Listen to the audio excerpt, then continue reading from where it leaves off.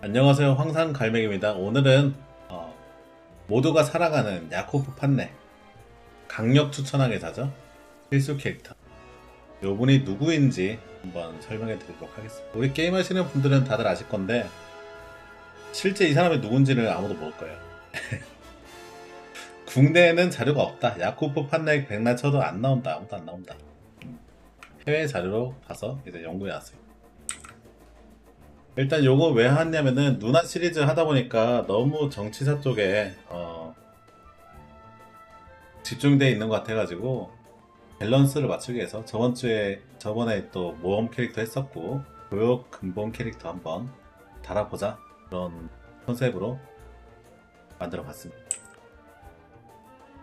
유명 대항해시대 오리진 유튜버가 추천한 1순위 교육 강의사죠. 야쿠브 판네. 그리고 인벤에도 지금 얘는 무조건 좋다. 무조건 키워야 된다. C급이란 것 빼고는 단점이 없다. 개사기다. 그런 평가를 받는 개사기 캐릭터다. 이렇게 보시면 되겠습니다. 먼저 네덜란드 사람이다. 이 사람이 네덜란드 사람. 네덜란드란 나라에 대해서 얘기를 해야 될 것 같아요. 네덜란드가 1581년에 건국됩니다. 근데 우리 게임은 1522년이에요. 뭐지? 물음표 뜨죠? 네. 그래서 에르네스트 로페즈가 사실 1522년 시점에는 이국기가 아닙니다. 놀랍게도. 그럼 뭐냐? 네덜란드 땅은 이형 땅입니다. 카를 5세, 카를로스 1세. 또 형이야? 이 형 맨날 나오죠? 그만큼 이제 전 유럽에 영향력을 끼치는 분이다. 또 카를로스입니다. 턱돌이. 합스부르크 땅이었다. 이분이 가지고 있다가 아들한테 물려줘요. 아들한테 물려주는데 이제 땅이 너무 넓다 보니까 독일 쪽은 또 다른 사람한테 주고 스페인이랑 지금 네덜란드 땅 거기는 아들한테 그 펠리페 2세한테 줍니다. 그래서 스페인 땅이었다. 사실 깃발이 이거다. 카틀리나 란초랑 같은 나라다. 같은 나라냐 그러면 넌 해적이고 꺼져. 나는 지도 제작자 강사고 너는 해적이고 이렇게 되는 거죠. 요 시대가 어떤 시대냐면은 상해 고인물 시대. 이제 포르투갈 에스파냐가 자리를 잡고 식량로 개척을 다 하고 이제 수익을 교역을 하던 시대예요. 교역을 하는 시대. 고인물 시대. 요런 무빙을 치는 거죠. 포르투갈은 이렇게 가는 거고 에스파냐는 이렇게 움직이는 거고. 근데 여기 살짝 이어져 있다. 요 부분을 담당하던 분들입니다. 네덜란드 분들. 엔트워프, 리스본에서 물건 사와가지고 후추 사와가지고 여기다 받아서 여기서 뿌리는 거죠. 소매업을 하고 있었다. 요 부분을 담당하던 분들이었다. 근데 요 분들이 나중에 이제 펠리페 2세가 요 땅을 계승받고 승계받고 나서 독립전쟁을 벌여요. 뭐 그때 종교 문제도 있었고 뭐 이런저런 문제들 때문에 독립전쟁을 벌입니다. 그래서 1560년 경부터는 이제 스페인이랑 싸우고 근데 우리는 어차피 포르투갈한테 돈 받아오니까 엔트워트 입장에서는 이쪽 네덜란드 입장에서는 우리는 뭐 리스본이랑 교역하고 있으니까 뭐 에스파냐랑 싸워도 되겠지 생각했는데 놀랍게도 그 상황이 바뀝니다. 어떻게 바뀌냐? 1580년에 이베리아 연합이 탄생합니다. 예, 이거는 카를 5세가 설계해 놨다고 해요. 그래서 이제 1578년에 그 포르투갈 왕의 후계를 만들지 못하고 돌아가시는데 그때 뭐 목에 이쪽으로 해가지고 토정이 이렇게 넘어온다고 하더라고요. 그래서 스페인과 포르투갈이 한 나라가 된다 거의. 연합이 결성이 된다. 그래서 얘네가 뭐라 그랬습니까? 에스파냐랑 지금 싸우고 있죠. 독립전쟁 하고 있죠. 독립전쟁 하고 있고 리스본에서 후추 가져서 파는 애들인데 얘네가 우리 같은 나라인데 돼버리니까 포르투갈이랑도 싸우게 되는 거예요. 아시겠죠? 자동 전쟁이 걸리는 겁니다. 에스파냐랑 전쟁하고 있었으니까 포르투갈과 에스파냐가 같은 나라가 돼버리니까 포르투갈이랑도 싸우게 된다. 그래서 후추 하고 싶다. 후추 갖다 팔아야 되는데 이 새끼들이 안 파는 겁니다. 우리가 전쟁 중이니까 안 판다 이렇게 되는 거예요. 후추 하고 싶다. 이런 상황. 1580년 네덜란드 입장. 그래서 얘들이 생각했어요. 야, 밑에는 고인물들이 준에게 다 해먹고 있고 우리는 위로 가면 되지 않을까. 지구는 둥그니까 밑에만 길이 아니잖아요. 위로도 한번 가면 되지 않을까. 이 위는 모르니까, 안 가봤으니까 가면은 또 나오지 않을까, 그 생각을 한 거예요. 그리고 우리 지도가 평면이라서 그렇지 이 구형으로 보면 이쪽이 더 짧습니다. 그거 아시죠? 예. 위로 가볼까 이 생각을 해요. 그 생각을 이제 잉글랜드가 먼저 합니다. 잉글랜드가 이게 신규 사업자로서 밑으로 가면 싸움 나잖아요. 이 새끼들 다 해먹고 있는데, 우리 거 이러고 있는데 밑으로 가면 싸움 나니까 위로 한번 가볼까 이 생각을 했어요. 요 휴 월로비님이랑 세바스찬 캐버, 이분은 돌아가시고 이분도 뭐 안 좋게 됩니다. 예.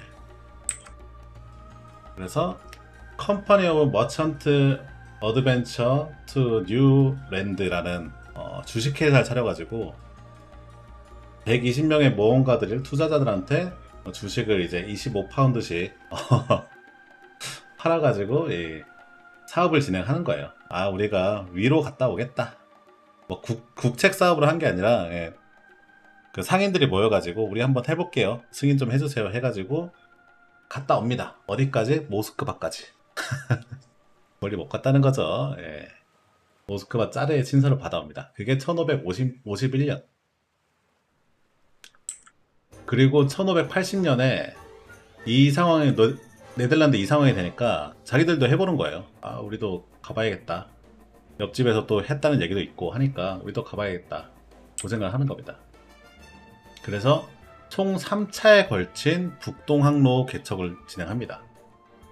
이렇게 가는 거예요. 막 그 쇠빙선 맞춰가지고 쇠빙 40 맞춰가지고 가는 거예요. 그래서 1차 때 뭐 여기까지 가고, 뭐 2차 때 여기까지 가고, 여기까지 갔다고 해요. 얼마 못 갔어요. 뭐냐, 쇠빙 40으로는 여기까지 간 건데 60으로는 뭐 여기까지 갔는데 여기는 80 필요한 거죠. 얼마 못 간다. 그리고 북극곰과도 만난다.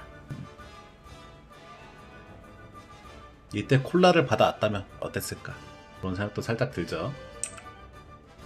그래서 여기에 활약했던 사람이 얀 하위언 판 린스호턴이라는 사람이에요. 이분이 이제 1594년, 1595년 막 이렇게 북동항으로 갔다 오는 사람입니다. 이 사람도 뭐 중요해가지고 일단 뭐 이렇게 얘기를 한 거예요. 하여튼 네덜란드는 지금 이런 상황이다. 후추하고 싶은 상황인데 북쪽으로는 못 가는 상황이죠.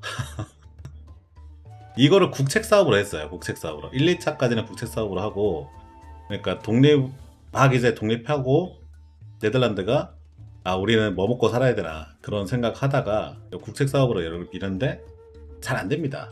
가도 뭐 별로 못 가는 거죠. 그런 상황. 그런 상황에 살짝 전에 1592년에 후추 마른 지 이제 한 10년 정도 됐죠. 페트루스 플랑시우스라는 지도 제작자, 이 아저씨거든요. 이 아저씨가 인도 가는 항로의 지도를 그려요. 그래서 출간합니다. 이거를 보고 가뜩이나 후추 마려운 이 친구들이 모여가지고, 상인들이 모여서 인도네시아 원전 한번 가보자 우리가. 그 계획을 1592년에 짭니다. 3명의 상인이 하는데 레이니어 포라는 분이 좀 주요 인물이에요. 시의회 출신이고, 곡물상, 포르투갈 발트해 교역을 하는데 소금 사가지고 팔고, 곡물이랑 목재 사가지고 팔고, 이런 거 했다는 거죠. 리스본에서 돌소금 사가지고 목재 팔고, 이걸로 돈 번 사람이에요. 돈 번 사람인데 뭐라 그랬습니까? 리스본에 안 판다 그랬죠 이제. 그래서 사업이 이게 돌소금을 사와야 되는, 돌소금도 못 사오는 상황. 그 상황에 처해져 있는 상황이다. 그래서 야, 우리가 인도네시아 직통으로 한번 가보자. 그 계획을 짜고 있는 겁니다. 이 지도를 보고. 우리도 지도가 있으니까. 뭐냐? 이때 뭐냐? 포르투갈의 인도 항로라는 거는 그 국가 기밀이에요. 뭔지 아시겠나요? 지금으로 치면은 반도체 설계도 이런 느낌인 겁니다. 최첨단 기술이고 최첨단 기밀이다. 그러니까 국가 기밀이죠. 포르투갈이 독점해야 되는 거니까 국가 기밀이다. 그거를 우리가 갔다 왔습니다. 정보 공유합니다. 나무위키 올리고 막 저기 인도네시아 가는 법 어디서 뭐 우회전을 하시고 막 그렇게 안 한다는 거죠. 자기들끼리는 알고 있는 그런 내용이다. 그런 국가 기밀인데 얘네가 에스파냐랑 이제 그 하나의 나라가 되면서 약간 좀 정보들이 센 것 같아요. 에스파냐가 워낙에 큰 나라고 하니까 정보가 좀 센 것 같아요. 그러면서 항로가 좀 풀리고 정보들이 좀 풀렸다. 그래서 요 레이니어 포라는 분이 사촌을 리스본으로 보냅니다. 야, 가서 어떻게 가는지 좀 항로 좀 뚫어와라 해가지고 보냅니다. 사촌이 가고 고아에서 9년 동안 일을 했던 사람이래요. 이 사람이 북구동항로 가기 전에 여기 고아에서 9년 동안 일하다가 잠깐 이제 암스테르담 오거든요. 그래가지고 와가지고 이 사람이랑 또 풍작풍작 하는 거죠. 내가 저기 갔다 왔는데 지도가 이렇게 하면 좀 더 맞겠다 그런 얘기를 하는 겁니다. 추가 정보를 줘요. 그리고 스파이로 보냈던 사촌이 2년 뒤에 복귀합니다. 그걸 정보를 얻어가지고 또 투자자들 6명을 더 모아서 29만 게일더를 모아서 배 4척을 구합니다. 우리 가자 가자 하는 겁니다. 이때 만들었던 회사가 롱 디스턴스 컴퍼니, 그러니까 컴퍼니 반 뭐 베레 어떻게 했는지 모르겠어요. 네덜란드 말이라서. 그래서 장거리 회사라는 걸 만들어 가지고 하는 겁니다. 요때 지도자로 뽑혔던 게 아까 보냈던 그 스파이 사장님의 친척 요 분이 지도자로 뽑혀요. 근데 딱히 제독이 있었던 건 아니고 여러 명이 있었던 것 같아요. 선장들 뭐 지도자들이 여러 명이 있었던 거. 투자들이 많으니까 뭔가 그게 좀 안 맞았나 봐요. 배가 4척에 248명이 가는데 뭐 좀 지휘 체계가 좀 불안했던 것 같아요. 그리고 항해를 좀 잘 못합니다. 마다가스카르에서 일단 71명을 묻었다고 해요. 가는 길에 계열병이 터져가지고 이미 3분의 1이 날아갔다. 그러고 1596년에 1년 2개월 만에 반텐이 어디냐면 자카르타 옆에 있거든요. 자카르타 바로 붙어 있는데 제가 보여드릴게요. 이따가 반텐에 도착해서 반텐에 도착합니다. 이 반텐으로 간 이유는 물라카 쪽으로 가면은 물라카 쪽은 포르투갈에 이미 요새도 세워놓고 거의 먹고 있기 때문에 그쪽으로 가지 말아라는 얘기를 이 아저씨가 했던 거예요. 이 아저씨가 그쪽으로 가면은 잣된다. 다른 경로로 가라 해가지고 반텐 쪽으로 가요. 근데 반텐 쪽을 갔는데 너무 그 지도자들한테 현지인들한테 무례하게 굴어서 향신료를 전혀 살 수가 없었다고 합니다. 뭐 여기는 포르투갈인들이 좀 술을 썼다 뭐 그런 얘기도 있고요. 그래서 반탐에서 내가 인도네시아 갔는데 향신료를 못 사니까 깽판을 좀 칩니다. 앞바다에서. 노략질을 좀 합니다. 이제 이런 데서 오는 배들 털어가지고 수송대는 좀 턴다. 그러고 내가 물라카 제도 반다 한번 진짜 가야겠다 해가지고 동쪽으로 좀 가요. 가다가 해적한테 공격을 받습니다.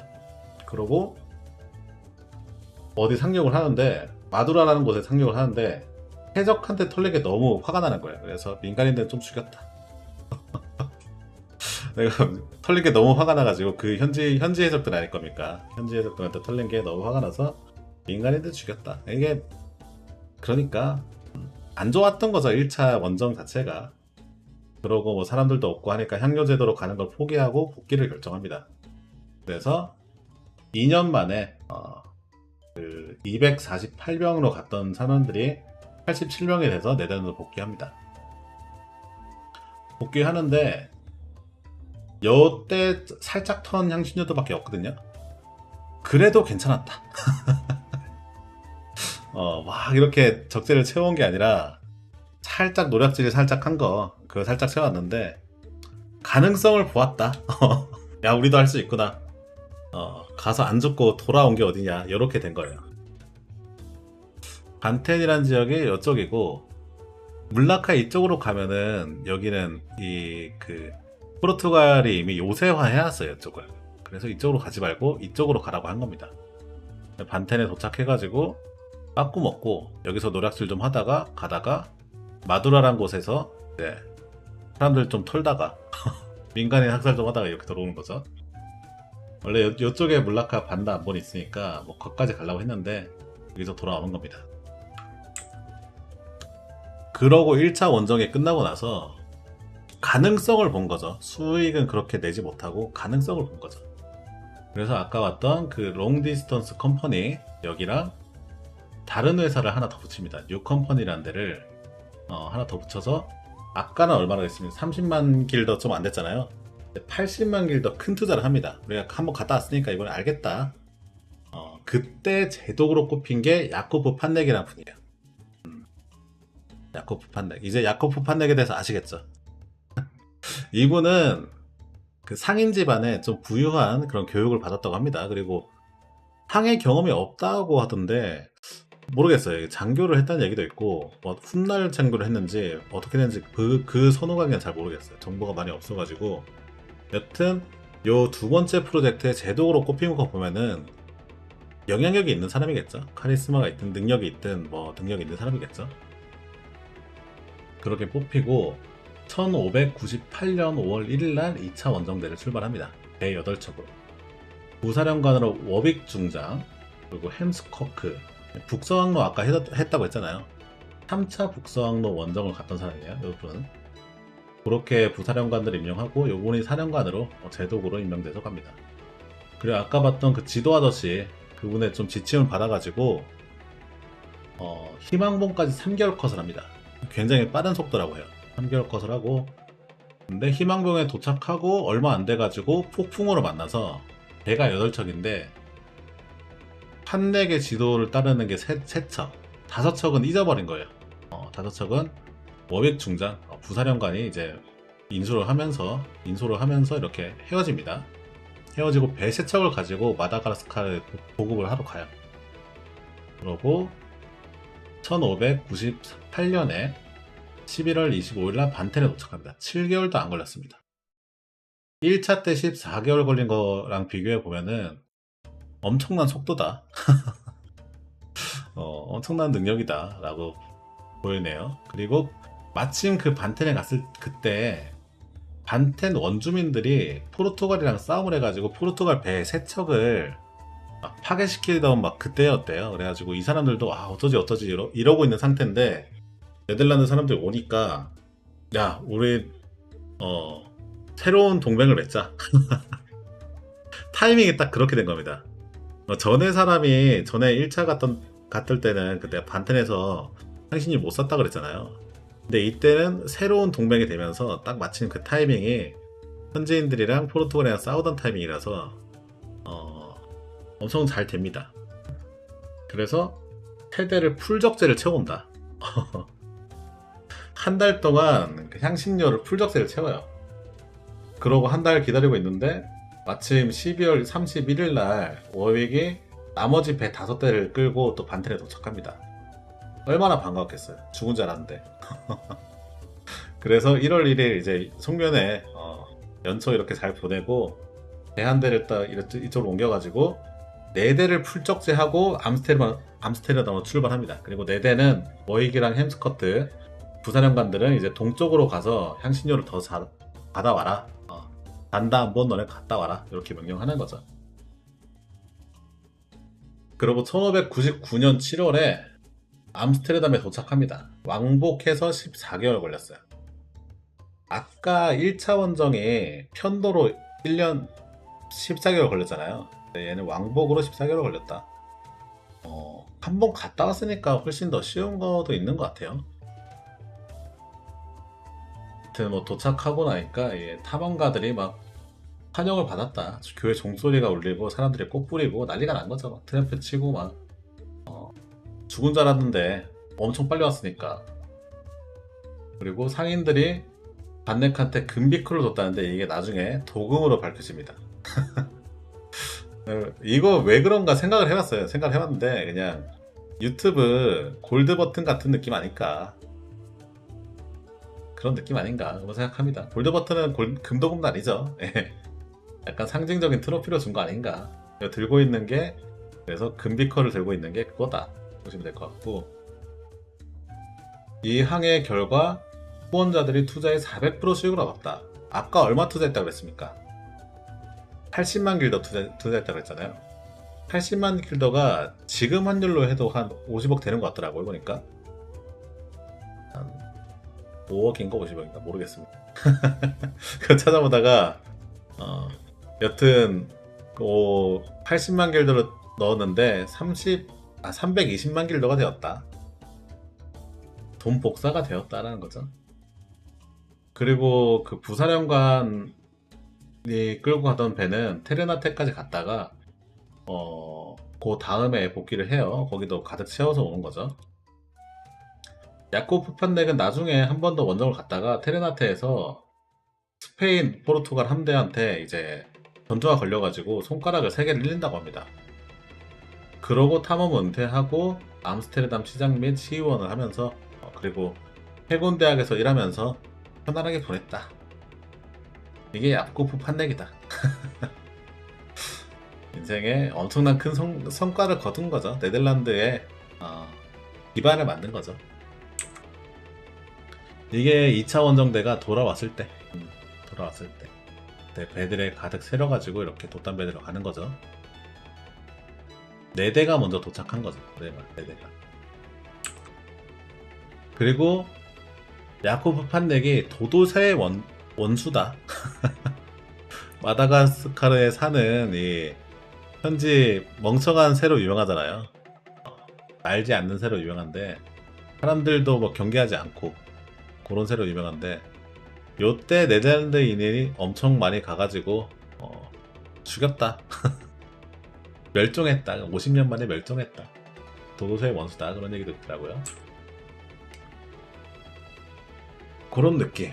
최초의 주식회사라는 게 여기서 나오는데, 개념이 나오는데, 동인도 회사를 최초의 주식회사라고 얘기하죠. 주식회사가 뭡니까? 수익을 나눠주는 증서를 발행하는 그런 회사라고 할 수 있을까요? 개념적으로. 요것도 주식회사라고 할 수 있을까요? 5대5로 나눌까? 누가 5야? 얘네 둘이 뭔가 프로젝트를 해가지고 5대5로 나누면은 주식회사라고 할 수 있을까요? 이득을 분배하는 그런 뭔가 시스템은 어떤 사업이든 상행위를 하는 곳에 있어서는 항상 나올 수밖에 없죠. 근데 주식회사라 단순히 협업이랑 뭐가 차이가 있을까 생각을 했을 때 어떤 부분이라 생각합니까? 저는 요 베네치아의 코멘다라는 얘기를 보면서 좀 그 생각이 들었어요. 얘기 설명을 해드리겠습니다. 이런 이득을 분배하는 주식회사 개념은 공동투자 개념은 당송 때도 있었다, 홍나라 때도 있었다, 뭐 그런 얘기를 하고, 베네치아에 코멘다라는 그런 계약이 있었다고 합니다. 요거 투자자들 모아가지고 투자를 해서 이익을 분배받는 그런 시스템이 있었다는 거죠. 하지만 이게 계속 흥하니까 사람들이 명부를 만듭니다. 여기 투자할 수 있는 사람들의 숫자를 제한하는 거예요. 왜냐? 개나 소나 투자해가지고 돈 버는 게 꼴보기 싫다. 그래서 이 책에 있는 사람들, 책에 있는 가문들만 요 계약을 할 수 있게 이렇게 제한하는 겁니다. 그래서 여기에 명부에 올라와 있지 않는 사람은 지배 계급이 될 수 없게 만들었다. 사다리를 걷어 차버렸다. 그래서 베네치아 사람들의 이를 폐쇄라는 의미로 세라테라고 부른다고 합니다. 뭐냐? 저는 그렇게 생각해요. 투자의 기회가 열려있다. 공동투자, 단순히 공동투자하는 게 주식회사다 뭐 이렇게 얘기한다기보다는 아무나한테, 모든 사람들한테 투자의 기회가 열려있는 게 주식회사가 아닌가, 그런 생각을 합니다. 실제로 동인도 회사인데, 동인도 회사는 요 연방, 그때는 네덜란드 연방이라고 불렀어요. 네덜란드 사람들은 다 투자할 수 있게 이렇게 되어 있었다고 하더라고요.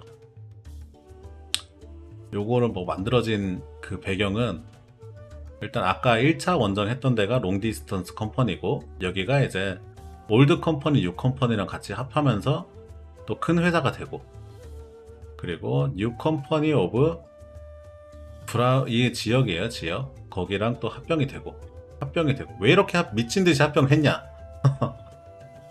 경쟁하면은 우리끼리 싸우면은 안 된다는 거죠. 영국에서는 그 전에 1600년대 600년에 동인도 회사를 만들어요. 이게 최초의 주식회사다 그렇게 얘기하는데 공급을 통제하고 카르텔을 만들겠다는 거죠. 그전에는 회사들이 이제 프로젝트 단위마다 있는 겁니다. 요번에 호주 사오는데 내가 갔다 오면은 몇 방 해줄게.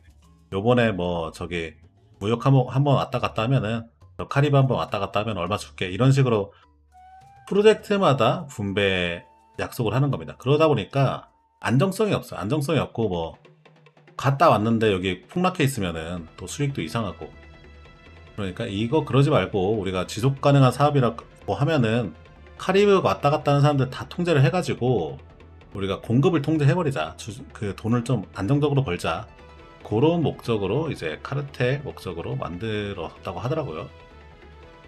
그걸 보고 여기도 우리가 우리끼리 싸워서 될 게 아니다. 단발 프로젝트 하는 게 아니라 이런 목적 가진 애들 다 모으자 라는 국가적인 합의가 있었습니다. 나라에서 이걸 추진해요. 너네가 다 모아오면은 다 합쳐오면은 그 사업권 주겠다 이렇게 돼요. 그래서 요렇게 자잘한 거 다 합쳐가지고 암스테르담 컴퍼니 뭐 질랜드 컴퍼니 이런 거 다 합쳐가지고 VOC가 된다. VOC가 뭐냐? 동인도 회사 유나이티드 이스트 인디아 컴퍼니. 이게 유나이티드라는 뭐 그 네덜란드어라고 해요. 동인도 회사.